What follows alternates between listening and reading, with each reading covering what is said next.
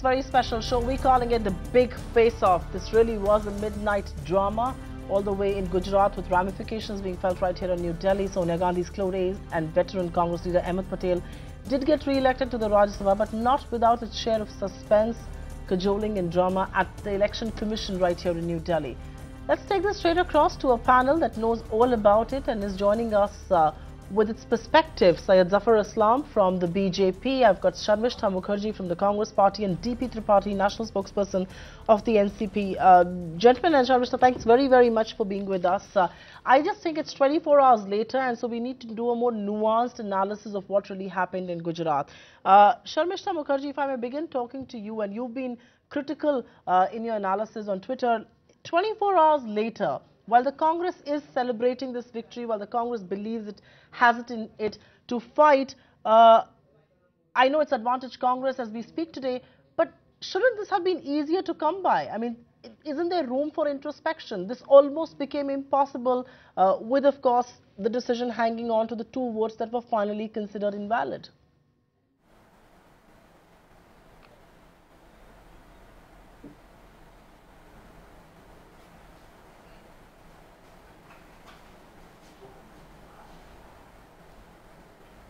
Sharmistha Mukherjee, that question was for you. Do you believe that this is Advantage Congress, or is there room for introspection that shouldn't have been easier? Shouldn't this have been? Sure, go ahead. Go ahead if you can hear me. Please go ahead.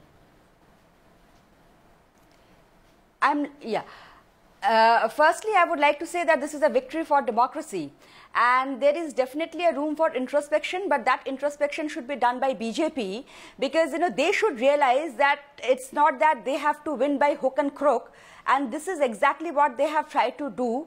They have tried to engineer defection. They had been able to win. I mean, we have seen blatant use of all kind of nefarious means to win this election and to defeat Ahmed Patel ji. But definitely in every election, each vote counts, and especially in Rajya Sabha election when there is a particular quota. But we have just seen the way the whole game played out. But I must also congratulate the Election Commission. The people's faith in institutions had been restored, and we have won. At the end of the day, we have won, and that is the most important thing, that no matter whatever the evil intentions of the opposition, of BJP might have been, but finally at the end, the truth succeeded. We won. Indeed, I think a victory counts and you have won, but like I said, there's room for introspection. Whether that victory should have been easier, it came up with a lot of hiccups at the stroke of midnight almost. But Zafar Islam, answer that question, that there were, the allegation from the Congress party is that there were notorious means that the BJP used to stifle that election, and still they came out victorious. I'm not going to get into whether you did try to poach their MLAs, did they show the vote ballots or not. I'm not getting into the technicalities. I'm asking you the big picture question, and the big picture question has to be, you had 5 union ministers land at the Election Commission and still the verdict went against you. Did that lead to embarrassment? Did you stake too much on this election, Zafar Islam?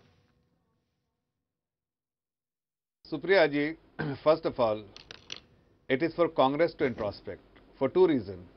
First of all, that this election has not been won by Mr. Ahmed Patel. He has lost it. Only on a technical ground he has been made victorious here. Otherwise, the election has been lost because these 2 votes, if they had not been declared invalid, he would have bitten the dust by now. But more importantly, they had 57 MLAs. And how many votes he has got? 44. As a political party, when we see that the Congress MLAs are unhappy with their own leadership, and they want to either leave the party or vote for a candidate which will work for the people and in the interest of the state. That's why we have put up, instead of 2 candidates which had a very clear victory, but we had decided to put up 3 candidates because we felt that it is important to test the water, given there is definitely for many MLAs who are unhappy with the leadership of Congress, and they may vote for the third candidate put up by BJP, and it is very evident from the fact that he very marginally has won. Even though he has lost, even on technical ground, marginally has won. Otherwise, he would have lost this election for sure. Understand that Mr. Ahmed Patel, or for that matter Congress leadership, or for that matter Sharmistha is speaking about she is talking about BJP. We had not engineered any defection. We have not initiated anything. It is the Congress internal issue. Zafar Islam, I'm sorry, we are not. This is not last evening. This debate, Zafar Islam, you will have to hear me because I'm the anchor of this show, unfortunately, and I'm the one moderating it. I'm asking you a simple question. This is not last evening. Last evening, all these points were relevant, that you did not engineer the defections. People were unhappy within the Congress. They came to you. I'm asking you another question today. 5 union ministers landed at the election commission and yet nothing was yielded from there. Is that not embarrassing for the BJP? Supriya ji, how does it matter whether it's 5 central minister? At the end of the day, they are BJP Karyakarta. They are member of Bharatiya Janata Party. And when a political party, whenever they fight a battle, they always want to put best foot forward. And that is what the leadership decided here. So where is the question of embarrassment when we felt, the leadership felt that these two people, these are the people who should be represented by on behalf of the party, and they went there and represented the party. It doesn't matter what is the outcome, because we felt, even today I am telling you, that legally we felt that we are right. Even now I am telling you that legally we were right, and we are right even now. But the election commission took a decision which is contrary to our expectation and the position we had taken. Yet there are recourse available for all the political parties, and it is available for us also. And who knows, that leadership may decide to take a recourse, and I cannot comment on that, what recourse they will take, but there is a recourse available for all the political parties, including us. So we can resort to such recourse available to us. But let me tell you that it is not relevant whether who went there and who are represented. The leadership decided whoever has to be sent there, they had been there and represented the party. I get it. I get your point, and I think that's a fair argument. I get your point. That's a fair argument that before being ministers, they are primary members of the BJP. They needed to represent the interest of their party before the election commission. Point granted to you. I will come to you on the legal recourse, because I think you're referring to the election PIL in just a bit. But I'm going to take this across to DP Tripathi. And sir, your party was divided right down the middle. One person voted for the Congress, the other voted for the BJP. Was this well orchestrated to keep both sides happy? DP Tripathi ji? No. We had taken a very categorical stand. Our party had issued the whip to vote for the Congress party, and Mr. Patel, who were in charge for party affairs in Gujarat, announced that time and again. It is not merely once. The party decision was made public by me also, that NCP will vote for the Congress. So if anything wrong has happened, party will inquire into it and we will take necessary action. So almost 24 hours later, what is the action that the NCP is willing to take against an MLA who voted against the party whip? I'm interested to know, I'm keen to know that. No, we are saying party has a system, we will inquire into it, and take necessary action, a stringent action against the MLA concerned. You know, Sharmistha Mukherjee, I had a very direct question to you, but I'm still going to ask you the question about the NCP and the JDU later. You know, the NCP was divided right down the center. One person voted for the BJP, the other voted for the Congress. That one vote mattered because that vote did help Ahmed Patel win that election finally. But are we seeing political opportunism of the worst kind here? Not just from between the Congress and the BJP, but even from, you know, parties on the fringe. 2 MLAs in Gujarat. Praful Patel orchestrates this. One votes for the Congress and also keeps the BJP happy. There is a larger game that I see here. I don't know if you do. So I want you to answer that question. And the second question that I want to ask you is the point that Zafar Islam raised. You know, it's all right for us to all blame the BJP, saying that they orchestrated this defection. People were leaving the Congress, coming to the BJP. State machinery was being used. But why are people so unhappy within the Congress? Why do you have your weak spots? Why are people willing to desert the Congress party so easily?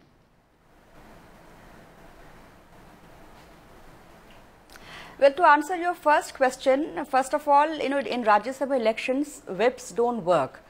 and the parties may issue whip, but actually it depends on the candidate whom the candidate wants to vote for.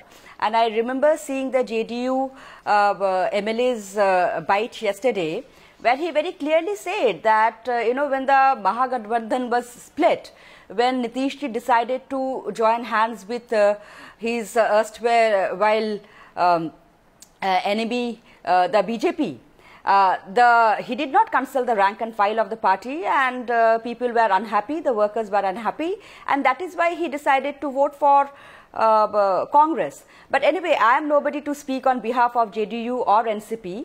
But as I said, that in Rajya Sabha elections, the MLAs take their own decision, though they should follow the party line. That is definitely. To answer your second question, this is a very natural fact that when when you are not in the ruling party, people do change sides, and it has always been like that in Indian political scenario and all over the world also, I guess. In democracy it happens, multi-party system it happens, and the people who just leave, they have to answer their own conscience. This is something I cannot answer. Definitely as a party, we had been introspecting, we had been working on it. We need to, and we are working on our organizational issues, and so we are at work. There is definitely no doubt about it. But the people leaving, this has happened that, many people also have joined. Shankar Singh Bhagat Singh Waghela ji, had come and joined us from BJP. And now he has kind of again, I think, decided to go back to them or whatever. For some reason, he has left Congress. So it's for those people to answer that why are they leaving Congress? After being with the party for so many years, after the party has given them so much, respect and responsibility. And when the leader of opposition, in a particular assembly, decide to vote against the party candidate, I think and those people who voted, cross-voted, they need to answer their own conscience. Okay. I get your point. There is an own conscience to answer to, and perhaps the central leadership should also take cognizance of the fact that their reach and perhaps their doors are not as open, and that's being said time and again. But Zafar Islam, while I understand that there was a lot at stake for the Congress party in this Rajya Sabha election, this was no ordinary person. This was Ahmed Patel, political secretary to Sonia Gandhi, one of the chief strategists of the Congress, has been in the Rajya Sabha since 1993. He's a tall person in the Congress party. But the question that I do want to ask you is, why did it become such a high-stake battle for the BJP? The stakes were high for the Congress, I understand. But in hindsight, do you believe it was erroneous for you to make this such a high-stake battle? See, it was not a high-stake battle. It is just in the media. For us, there was an opportunity for every political party. If there's an opportunity for us to win another seat, why not? We attempted to win this seat, and we actually, in our mind, we have won. And this will also impact positively for us in the upcoming election in Gujarat, because definitely we have won. These two votes, which was in our view, have been already casted, and the process was over, and it should have been counted. But the tamasha was done by the Congress, and EC took a decision which is contrary to our expectation. Yet I agree, but only on technical ground they have won. So we didn't create any hype. We just wanted to. We saw this as an opportunity because their MLAs from 57 have come off to 44. So there are many MLAs who are unhappy and may have voted for us. So we had decided to put up another candidate, and it is very evident from the fact that marginally he has even on technical ground marginally he could sail through. Otherwise he is a losing. Congress was fighting a losing battle. It is only because of the two MLAs whose votes have been made invalid. Otherwise, he had lost the battle. Congress had lost the battle. But having said that, the advantage, it is advantage BJP, because we have exposed Congress that their own legislators are unhappy. They were extremely vocal about their leadership and how difficult for them to even to meet their own leadership or convey their concern and the grievances to their own leadership. So the Congress stands exposed in Gujarat, and going forward they will have a very difficult time. And in upcoming assembly elections, it is the BJP who will have a thumping majority. Okay. I'm just going to take a quick question to Mr. Tripathi and then talk about the upcoming elections and the ramifications there. Mr. Tripathi, before the parties approached the Election Commission, and before the Election Commission did give a verdict on this matter, questions and doubts were being raised on whether institutions in India are being compromised by political class across the spectrum, especially the opposition, of which you are a part. Is it time to admit that that's a wrong and erroneous allegation that the opposition keeps making when it suits itself? Because the Election Commission has been more than unbiased and impartial. No, Election Commission as a constitutional authority has played its role, and it should be admired for that. But the very fact of cross-voting reflects the weakness of party system. Weakness of party system weakens democracy ultimately. And this is not this Gujarat elections. Earlier also Haryana, there are so many elections before that you have seen it happening. Therefore the parties must strengthen themselves, and there must be strong action against those who betray their parties. Party system should be made stronger, and political ethics should run not merely as a principle but as a practice of functioning of the political parties in a democracy. That is very important. Otherwise, we will weaken all the institutions, not merely the party system, the democratic functioning, but legislature, judiciary and executive.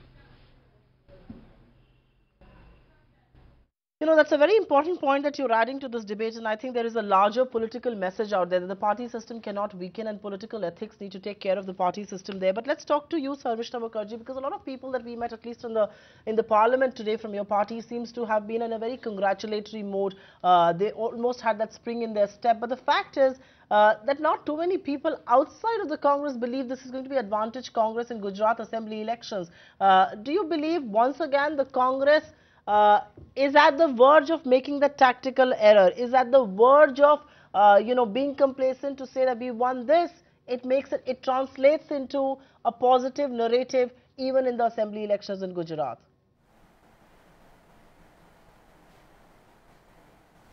No, Supriya ji, let us say that we are not at all complacent. And yes, this is a victory for us, and this is, as I say, the victory for democracy, because it was a very, very challenging situation, and our BJP spokesperson keep on talking about technicalities.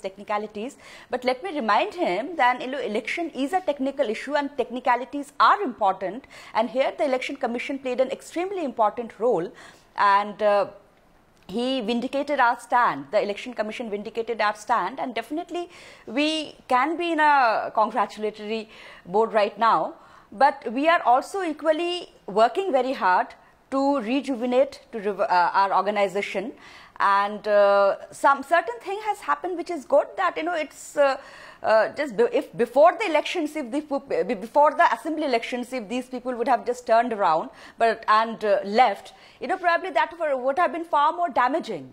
That would have been far more difficult for the party to handle the situation. So these people, some people have shown their true colors, and we have enough time to adjust to the new situation and reorganize ourselves. So I feel whatever happens for the best, and at least we know that what is where we stand, and we have enough time. And this is also another thing, party is won not just by the big leaders, but also by the workers. So yesterday's what has happened, the workers of the Congress party are very, very rejuvenated. They are very enthusiastic, and I think that it has really boosted up their morale. So that is going to help us reclaim our ground in Gujarat. Okay. I'll come to you about the old and the new guard in just a bit, but Zafar Islam, do you believe the narrative in the Congress, in the Gujarat Assembly elections may have altered a little from that invincible Amit Shah-Narendra Modi duo? There was victory that was snatched from the jaws of defeat by the Congress party. Technical or whatever you may say, a victory is a victory. Well, if they want to remain excited about this victory, good for them, because we know that the ground reality, and we know that what the efforts have been put in Gujarat, and we are extremely confident that whenever the election will take place, we will have at least 150 seats in Gujarat. Because the confidence is not because of any kind of arrogance, because of the ground reality, because we work with door to door, we know we have the connectivity with the people, we have done lots of good work for the people, and lot of confidence people have with the leadership of the Bharatiya Janata Party, and they do not have at all any confidence in the leadership of Congress. And it is very evident from the fact that their own elected legislators have not shown confidence in the leadership, and from 57 they have come off to 44. That shows that the tallest leader within the Congress was standing for this election. And see, he was struggling, and it is not me. It is him who has said on camera that it was the toughest battle he has fought. And what is the effort he has we have put in? We have just put up another candidate because we felt that the Congress camp is nervous, and there are many legislators who are unhappy with the leadership and may vote for express their unhappiness by voting for another candidate, and that's when we decided to put up another candidate. So it is for the Congress to introspect, it is for the Congress to understand the dynamics, that they are no more a power which they used to be in the past. But the problem with the Congress that they always live in the past glory, and that is perfectly fine with us, because we want to see future, and we are building future not for our party but for the nation as a whole. And people see that their future lies it lies with BJP and not with Congress.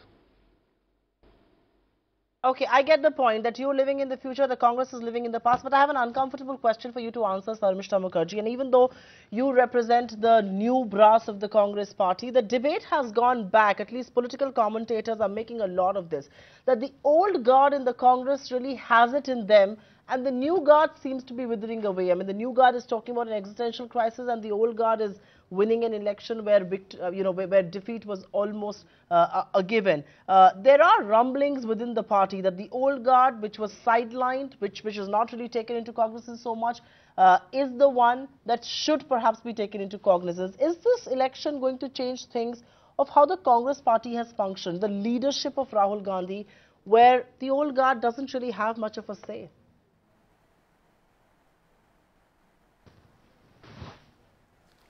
Well, Supriya ji, let me tell you that unlike BJP, we don't have any watertight division between the past and the present and the old and the new, because we believe that it is a continuity. There has to be a continuity between the past and the present and the old and the new, and there has to be in Congress, we have experience. We have the old guards you are talking about, we have experience of administration, we have got political experience, and also, we have got young leaders who are full of, energy, fresh energy, lateral thinking, new ideas. So we have a very good combination, and what we need to focus on is this, and that is our strength, is a combination of old and new. It's not just old or not just new, because in a country like India, we strongly feel that is not going to work. There has to be a continuity, there has to be a balance between the experience and the fresh ideas, and I think that is ultimately is going to emerge as our strength, because we have that in our party, and we have it, and so it's ultimately just getting the right equation correct, and I'm absolutely sure that yes, we are going to get it, and trust me, we are working very hard on this. Okay, you're working hard on this. DP Tripathi, we'll let you have the last word on the show. I know I'm completely running out of time here. But, you spoke about an important bit, which is the party system. No, Mr. Islam, give me a minute. I don't think Mr. Tripathi has spoken, so I'm going to go across him. If I have time, I'll come back to you. Mr. DP Tripathi, okay, go in 20 seconds if you can. Go ahead, Mr. Zafar Islam. Well, so all I just wanted to highlight that Sharmistha was talking about the young leaders, energetic, they will bring a lot of energy to the party fold. But the fact that their young leaders need lots of vacation, and you see that the past track record of their young I'm not going to let this debate get personal. No. These 20 seconds. All I'm just saying that Zafar Islam, I'm not going to make this debate personal. No, I will not. This is my show. I'm going to get the last question to DP Tripathi. 1 second. They get personal. Work tirelessly to be productive, and that will make the difference between us. That's very good. Take vacations as well. Take some advice from me. Take some advice from me. It's good to take vacations once in a while. Maybe not as much as their vice president does, but it's always good to take vacations. It rejuvenates you. It expands your thinking. It expands your horizon, broadens your perspective. Do that sometimes. But Mr. D.P. Tripathi, I will ask you a quick last question. You spoke about the party system weakening in India, and there is this lurking suspicion that the opposition bloc in any case has weakened. One of the key consolidators of the bloc, Nitish Kumar, has already made the switch. We are seeing defections from the prime opposition, the Congress party. How is all of this adding up to 2019? Well, I still believe that 2019 is far away, and people of India will prepare for this. And I don't agree with the commentators throughout the country who are sort of very happy in writing the epitaph of many political parties. But what I'm pointing out is a greater question. Greater question is the institution of political parties, institution of alliances. Look at the entire Europe today. Most of the governments are minority governments. And how these governments are run? Because the institutions are strong. Look at any democracy in the world, whether the United Kingdom or the USA. The party systems are strong, therefore democracies are strong. So what I was pointing out, if the party system is not strong and we do not strengthen the institutions of democracy, whether it is the Congress or the BJP, ruling party or the opposition, no one stands to gain. As far as Gujarat elections are concerned, my considered opinion is no one has gained out of this. Actually, the party system has been maligned in Gujarat, if you look at it. There has been cross-voting in the Congress party. Okay. BJP has tried all means available at its disposal to somehow affect the mandate in the Rajya Sabha election. I get that. So who has gained? Yes. Democracy has I lost. Get that. Actually. I think. Okay, I get that point, and I think that's the closing argument here. That has anybody really gained? Is this really advantage Congress? Is this really disadvantage BJP? Does this election matter so much that both sides take such high stakes on this? So these are questions that we need to ponder over. But on that note, completely out of time here, Sharmistha Mukherjee, Zafar Islam, and Mr. D.P. Tripathi, thank you very, very much for joining us right here on ET Now. News, views, and analysis continue right here on your channel.